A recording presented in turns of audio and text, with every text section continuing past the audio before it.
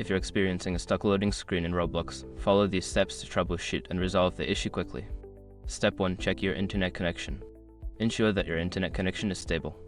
You can do this by running a speed test or trying to load other websites or online games. If your connection is weak, try resetting your router or switching to a wired connection. Step 2. Clear browser cache. If you are playing Roblox in a web browser, clearing your cache can help. Go to your browser settings, find the option to clear browsing data and select cached images and files. After clearing, restart your browser and try loading Roblox again. Step 3. Update Roblox. Make sure you have the latest version of Roblox installed. If you're using the Roblox app, check for updates in the App Store. For PC users, uninstalling and reinstalling Roblox can also ensure you have the latest version. Step 4. Disable browser extensions. Certain browser extensions can interfere with Roblox. Disable any extensions you have installed, especially ad blockers or privacy tools, and then try loading Roblox again. You can re-enable them one by one to identify any that may be causing issues. Step 5. Restart your device. Sometimes, a simple restart can fix loading issues.